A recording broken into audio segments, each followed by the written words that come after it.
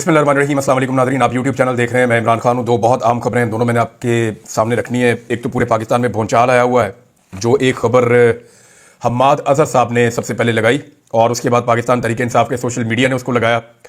शौकत बसरा साहब ने उसके ऊपर कुछ तहकीकात की और मेरी शौकत बसरा साहब से बड़ी तफसीली बातचीत हुई है।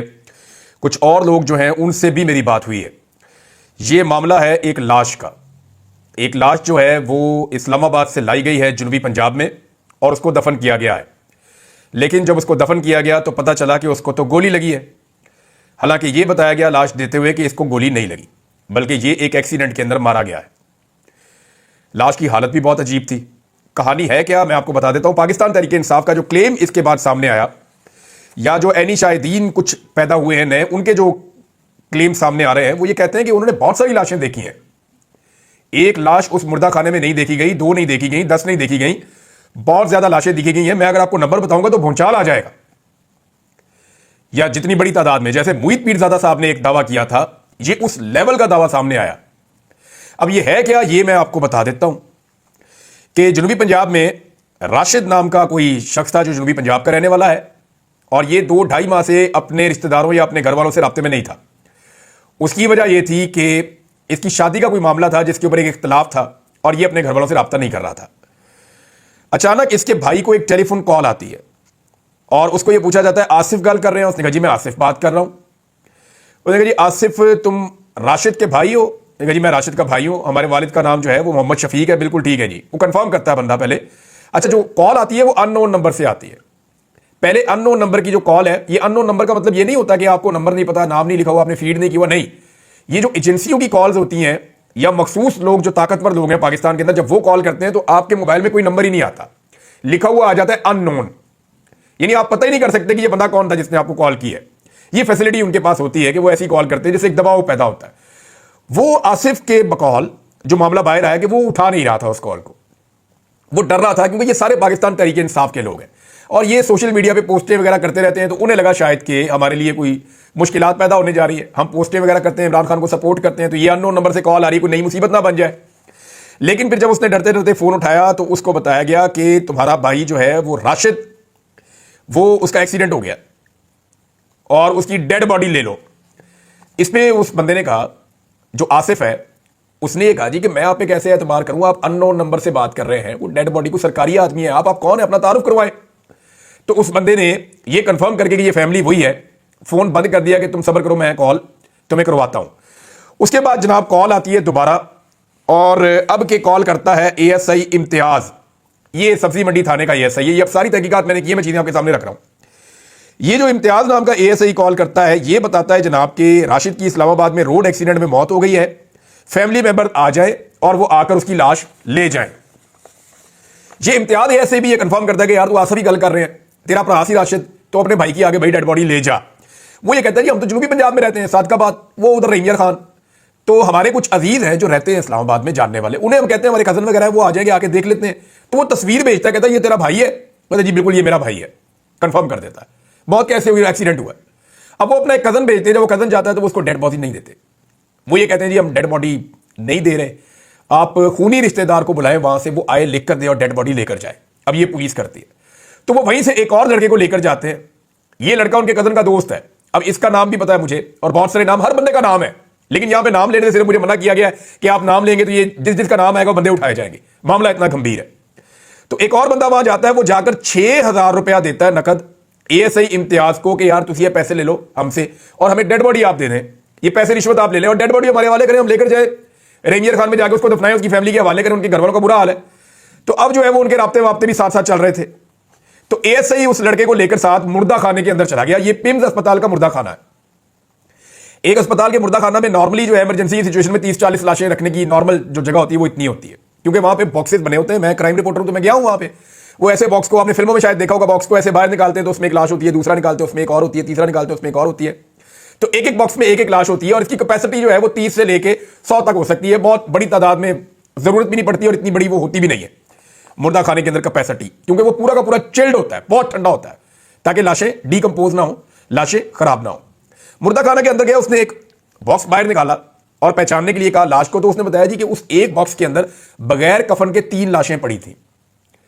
इसके आप दो मतलब ले लेना, एक तो रखने वाले ने 3 रख दी, अब ये रखने वाला जो है वो इतना तो बेवकूफ नहीं है, हर लाश को अलग अलग बॉक्स में रखना चाहिए था।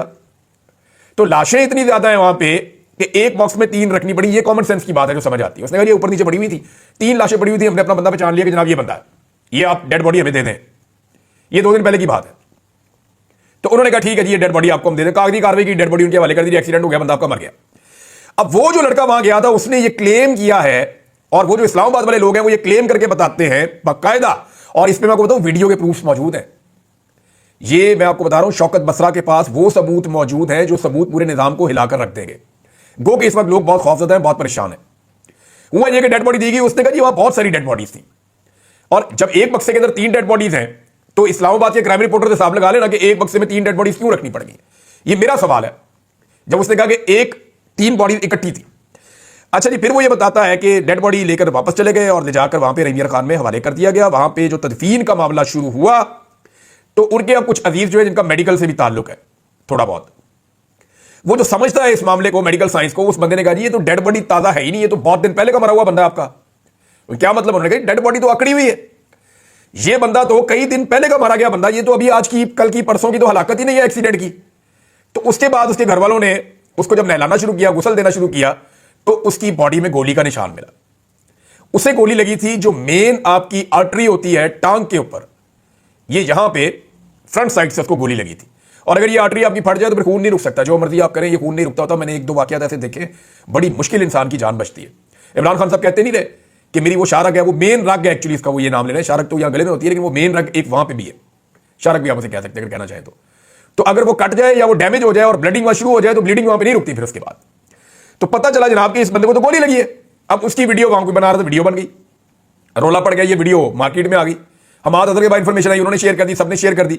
अब इससे जुड़ी सारी इंफॉर्मेशन बाहर आना शुरू हो गई है और शौकत बसरा ने बहुत बड़ा क्लेम किया। मेरी जब उनसे बात हुई तो उनके पास नाकाबिले तरदीद सबूत मौजूद हैं, लेकिन ये सारी की सारी फैमिली को इस वक्त पूरी तरह से घेरे में ले लिया गया है और जितने भी लोग इस केस के अंदर अब तक इन्वॉल्व हुए हैं उन सब अफराद को घेरे में ले लिया गया है।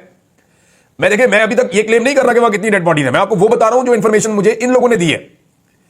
अगर आप अस्पताल में बात करेंगे तो वो तो बात करने के लिए तैयार नहीं है। मैंने वहां 2-4 लोगों से बात की, उन्होंने कहा वहां तो इंफॉर्मेशन छुपा लेते हैं। बल्कि जब ये सानिया हुआ उसके बाद कई दिनों तक तो वहां पे पैरामिलिट्री फोर्सेस खड़ी रही हैं अस्पताल के बाहर। अस्पताल के अंदर आने जाने की किसी को इजाजत नहीं थी।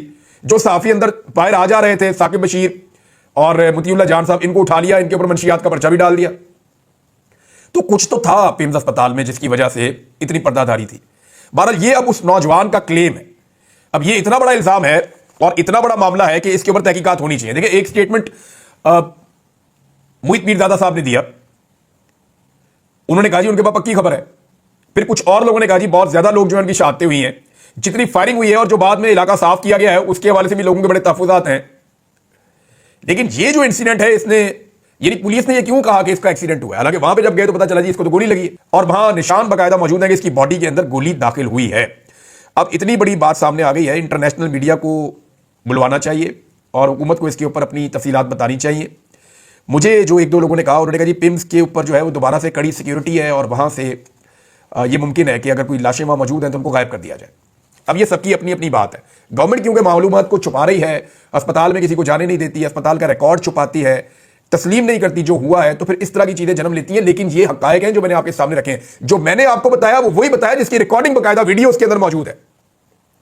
मैंने अपने से आपको इसमें कुछ नहीं बताया और आजाद जराये से आप इन चीजों को जाके कंफर्म कर सकते हैं। तो ये है जनाब अब तक की इस हवाले से सूरत हाल मैंने आपके सामने रख दी कि ये मामला क्यों उठा, इसके पीछे रीजन क्या था। अब नादरीन एक स्टेटमेंट नुसरत जावेद साहब का आया, सीनियर जर्नलिस्ट हैं, उन्होंने बताया, और जो उन्होंने बताया मैं चाहता हूं कि पहले मैं वो आपको एज इट इज बताऊं, फिर आज मैं आपको वो असल कहानी सुना दूंगा कि एक्चुअली हुआ क्या था, जनरल बाजवा ने कौन सा खेल खेला था और वो क्यों खेला था। इमरान खान को अमरीकियों ने नहीं हटाया था, ये कह रहे हैं नुसरत जावेद।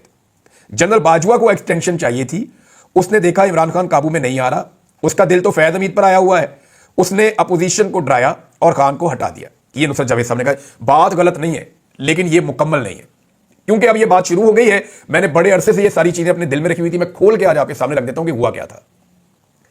हुआ यह था कि जनरल बाजवा का दिल नहीं भर रहा था एक्सटेंशन से। जब इनको 2019 में एक्सटेंशन मिली और सारी पॉलिटिकल पार्टीज ने इनको एक्सटेंशन दी, तो जनरल बाजवा ये क्लेम करते थे कि मैं इमरान खान का आर्मी चीफ नहीं हूं, मैं सारी पॉलिटिकल पार्टीज का मुत्तफिका आर्मी चीफ हूं, पाकिस्तान का आर्मी चीफ हूं। इसीलिए वो पार्लियामेंट के जरिए से सारा करवाया गया था। और लाहौर में और दीगर जगहों पे जश्न भी मनाया गया कि जनरल बाजवा को एक्सटेंशन मिल गई। अब जनरल बाजवा को एक एक्सटेंशन और चाहिए थी और वो एक एक्सटेंशन के लिए पर तोड़ रहे थे। 2021 में उन्होंने चेक करना शुरू किया कि 2022 में क्या इमरान खान मुझे एक और एक्सटेंशन देगा। तो जनरल बाजवा के जो बहुत करीबी लोग थे पाकिस्तान तहरीक इंसाफ में, जो इमरान खान साहब के वज़रा के अंदर भी शामिल थे, बाद में वो छोड़कर भी इमरान खान साहब को चले गए, उनसे जनरल बाजवा ने रब्ता किया और अंदाजा लगाने के लिए कहा कि जरा अंदाजा तो लगाएं कि मामला क्या है। तो जब इमरान खान साहब के साथ ऑफ द रिकॉर्ड लोगों ने बात की तो इमरान खान साहब ने कहा यार मैं पहले एक्सटेंशन देकर पछता रहा हूं, मैंने अपना असूल तोड़ा है, तो मैं दोबारा एक्सटेंशन देना अभी बड़ा वक्त पड़ा है, देखेंगे। इमरान खान साहब ने नागवारी का इजहार किया इस सवाल के जवाब में। यह इंफॉर्मेशन जनरल बाजवा तक पहुंच गई कि इमरान खान मुझे जाती तौर पर एक्सटेंशन मजीद देने के हक में नहीं है। अच्छा, यह बात सिर्फ बाजवा साहब तक नहीं पहुंची, आसपास भी पहुंच गई, यानी जो मिलिट्री एस्टेब्लिशमेंट के हल्के हैं उनके अंदर भी चली गई। बाजवा साहब ने बेइज्जती महसूस की, उन्होंने कहा जी एक्सटेंशन तो मैंने लेनी है, अब इमरान खान नहीं होगा, एक्सटेंशन मैं ले लूंगा, मैं अपने बंदे लाके एक्सटेंशन ले लूंगा। वैसे भी उनके दिल के अंदर एक प्यार मोहब्बत तो था मियां नवाज शरीफ साहब के साथ, वो सब जानते हैं कि जनरल बाजवा और क्या ताल्लुक है नवाज शरीफ का और जनरल बाजवा के ससुर का और ख्वाजा आसिफ का, ये नेक्सस है क्या एक्चुअली, ये सबको पता है, कुछ छुपी हुई बात नहीं है। जनरल बाजवा ने 2 टारगेट सेट किए थे, इमरान खान को हटाकर दूसरी पार्टी लाकर उससे अपने लिए एक्सटेंशन लेने के लिए 2 टारगेट थे।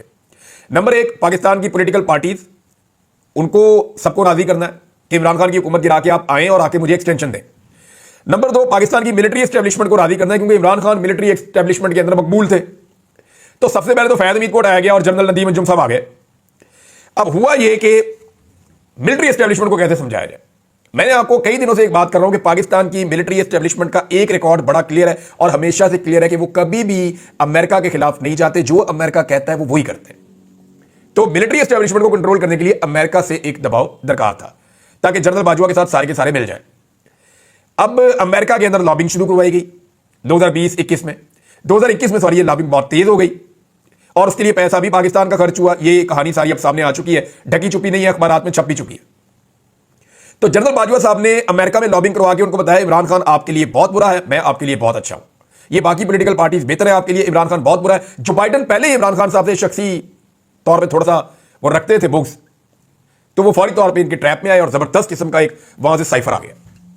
जनरल बाजवा साहब, अब देखिए इमरान खान साहब बार बार पूछते थे साइफर लिखा किसके नाम गया था कि इमरान खान को निकालो, किसके नाम था। यानी लिखा तो आपके वो साइफर तो एक्चुअली नोट्स होते हैं ना, एक्चुअली तो साइफर नोट्स होते हैं जो मीटिंग हो रही होती है, तो वो ऑर्डर किसके लिए था, एक्चुअली पाकिस्तान की एस्टेब्लिशमेंट के लिए था। तो जनरल बाजवा ने मिलिट्री एस्टेब्लिशमेंट को बताया कि जनाब ऐ हो गया है, अमेरिका इमरान खान को बर्दाश्त नहीं कर रहा, इसको निकालना पड़ेगा। सियासतदानों को जनरल बाजवा ने डराया कि इमरान खान जो है ना वो जनरल फैज हमीद को ले आएगा और ये जितना आपके ऊपर जुल्म हुआ ना ये सारा जनरल फैज हमीद ने किया, मैं तो आपके साथ हूं। ये करके सियासतदानों को भी राजी कर लिया और फिर पाकिस्तान में रजीम चेंज ऑपरेशन करवा दिया। ये है जी सारा खेल। इस तरह जनरल बाजवा ने अमेरिका को भी इस्तेमाल किया और अमेरिका ने इमरान खान का रजीम तब्दील करवाया। वो इसके अंदर ना सिर्फ इन्वॉल्व हुए बल्कि उन्होंने बहुत सारी एफर्ट की। फिर उसके बाद जो सहाफ़ी शामिल हुए, बहुत सारे आपके सियासतदान शामिल हुए, बंदे तोड़े गए, बहुत सारा पैसा इन्वॉल्व हुआ और इस तरह जनरल बाजवा ने रजीम चेंज करवा दिया। अब 2 सवाल पैदा होते हैं कि उसके बाद जनरल बाजवा को एक्सटेंशन क्यों नहीं मिली और फिर इमरान खान साहब ने जनरल बाजवा को क्यों कहा कि आप एक्सटेंशन लेनी है। एक्चुअली इमरान खान को पता चल गया कि ये एक्सटेंशन के लिए कर रहे हैं, तो उन्होंने कहा यार एक्सटेंशन लेनी मेरे को लल्ला है, ये ना करो जनरल बाजवा साहब, मुल्क की इकॉनमी तबाह हो जाएगी जो अब तक तबाह है। इमरान खान ने दुरुस्त कहा था कि अगर आप अभी छेड़ेंगे हुकूमत को, हमारी पॉलिसीज खराब हो जाएंगी, लोग इन पे एतबार नहीं करेंगे, मुल्क की इकॉनमी बढ़ जाएगी और वो बढ़ गई। वो अभी तक ठीक नहीं हो रही, सारे कोशिशें करके देख चुके हैं। यानी जो फौज ने भी एफर्ट डाली उसका भी कुछ नहीं बना, कोई कुछ नहीं कर सका इकॉनमी को ठीक करने के लिए। इमरान खान ने ठीक कहा था, तो इससे बेहतर तो था जनरल बाजवा इमरान खान से एक्सटेंशन ले लेते, कम से कम ये तजुर्बा तो ना करते। अब हुआ यह कि दूसरा सवाल यह कि बाजवा साहब को एक्सटेंशन क्यों नहीं मिली, उसकी 2 चीजें हुई थी। अब मैं आपके सामने वो फैक्ट रखने लगा हूं जो मुझे थोड़े दिन पहले पता चले थे। हुआ यह कि जनरल बाजवा ने एक्सटेंशन लेने के लिए मौजूदा हुकूमत के ऊपर दबाव डाला, जिसकी गवाही इरफान सदीकी ने और नून लीग के कई लोगों ने दे दी है कि बाजवा साहब कहते थे एक्सटेंशन दो 2 साल की मुझे मजीद, लेकिन हुकूमत उन्हें कहती थी हम आपको 1 साल की एक्सटेंशन देंगे, 2 साल की नहीं देंगे। हुकूमत यह चाहती थी कि फैज हमीद समेत बहुत सारे जर्नैल रिटायर हो जाएं, जनरल बाजवा कंटिन्यू कर लें। 2023 में नए आने वाले बंदों में से हम एक बंदा चुन के अपना आर्मी चीफ लगा लेंगे, हमें सुकून हो जाएगा। लेकिन जनरल बाजवा 2 साल की एक्सटेंशन मांग रहे थे, इस पे झगड़ा हो रहा था। जनरल बाजवा ने मार्शल लॉ की धमकी भी लगाई कि मैं मार्शल लॉ लगा दूंगा अगर आपने मुझे एक्सटेंशन ना दी तो। उन्होंने कहा हुकूमत ने कि इमरान खान जीने नहीं देगा अगर आपको हमने एक्सटेंशन दी, हमारी तो सियासत बढ़ जाएगी, सारी अवाम आपके खिलाफ हुई है, हमें तो बूट पॉलिश के ताने मिल रहे हैं। तो फिर जनरल बाजवा ने क्या किया कि पंजाब के अंदर फ्री एंड फेयर इलेक्शन करवा दिया, वो जो 20 सीटों पर इलेक्शन हुआ था 17 जुलाई 2022 को। और उस बुनियाद पे इमरान खान साहब से मुलाकात करके कहा कि देखें मैंने फ्री एंड फेयर इलेक्शन करवाया, मैं बिल्कुल ऐसा free and fair election Pakistan में करवाना चाहता हूं, लेकिन ये इलेक्शन अभी नहीं हो सकता, उसके लिए मुझे एक एक्सटेंशन चाहिए, चंद महीने में मैं रिटायर हो रहा हूं, आप मुझे एक एक्सटेंशन दे दें। मुझे हुकूमत 1 साल की एक्सटेंशन दे रही है आपकी मर्जी के खिलाफ, अगर आपकी मर्जी शामिल हो जाए तो मैं 2 साल की एक्सटेंशन ले सकता हूं, मैं बड़े आराम से आपको फ्री एंड फेयर इलेक्शन करवा दूंगा। खान साहब आपकी मकबूलियत है, आप जीत जाएंगे, हमारे खिलाफ आप बयानियां बनाना बंद कर दें। इमरान खान साहब नहीं माने, उन्होंने कहा, जनरल बाजवा साहब ने यह भी धमकाया कि मेरे बाद जो आएगा ना, आप लोग जो है वो कारों को हाथ लगाएंगे और मुझे भूल जाएंगे। ये जनरल बाजवा ने एक नहीं कई जगह पे कहा। अब हुआ यह कि इमरान खान साहब माने नहीं और उन्होंने कहा जी 6 महीने बाजवा साहब आपको हम दे सकते हैं और आप इलेक्शन करवाएं और जाएं। अब 6 महीने की जब बात आई तो जनरल बाजवा को लगा कि 6 महीने की एक्सटेंशन क्या एक्सटेंशन है। अब वो हुकूमत को कह रहे हैं कि देखिए इमरान खान इतना तो मान गया है ना, उसने स्टेटमेंट तो दे दिया है, तो आप मुझे 2 साल की दे दें। हुकूमत के साथ उनकी ये मारधाड़ चल रही थी, इतने में शहीद अरशद शरीफ शहीद हो गए। यानी इसमें 2-3 चीजें ध्यान में रखिएगा। एक तो शहबाज गिल के ऊपर और आदम सवाती के ऊपर जुल्म और जबर के पहाड़ तोड़ दिए गए, लोगों को नंगा करने का सिलसिला शुरू हो गया और यह सारा काम ISI पाकिस्तान की इंटेलिजेंस एजेंसी है उसके ऊपर इल्जाम लगता है कि वो कर रही थी। और लगातार जब ये चीजें हो रही थी तो इससे नफरत और ज्यादा बढ़ती गई जनरल बाजवा के खिलाफ। अरशद शरीफ की शहादत का डायरेक्ट इल्जाम जनरल बाजवा पे आया और मैं आज भी समझता हूं कि जनरल बाजवा ही वजह है अरशद शरीफ की शहादत की। लेकिन मुझे यानी ये फूड फॉर थॉट है, मुझे एक बंदे ने कहा और मुझे लगा कि इस बात को ऐसे देखना भी चाहिए कि क्या अरशद शरीफ की शहादत और इमरान खान को गोलियां ना लगती तो 100% जनरल बाजवा एक्सटेंशन ले जाता। ये 2 ऐसे वाकयात हैं जिसने जनरल बाजवा को बुरी तरह हिलाकर रख दिया कि अगर इमरान खान को गोलियां ना लगती और अरशद शरीफ शहीद ना होते तो जनरल बाजवा की एक्सटेंशन के इम्कानात थे, लेकिन अरशद शरीफ की शहादत और इमरान खान को गोलियां लगने के बाद वो खत्म हो गए अक्टूबर में, और उसके बाद नवंबर में नए आर्मी चीफ आ गए। ये है जनाब अब तक की सारी कहानी कि ये असल वो बात थी जो पूरा गेम हुआ और किस तरीके से हुआ। इमरान खान ने क्यों जनरल बाजवा को कहा कि आपको 6 महीने की एक्सटेंशन दे देते हैं, हुकूमत 1 साल की देना चाहती थी, बाजवा 2 साल की लेना चाहते थे, और ये सारा गेम चल रहा था। General Bajwa was the key player जिसने सबको इस्तेमाल किया अपनी एक एक्सटेंशन के लिए, और अल्लाह की करनी देखें एक्सटेंशन भी नहीं मिली। अब तक के लिए इतना ही, अपना ख्याल रखिएगा, अपने चैनल का भी। अल्लाह हाफ़िज़।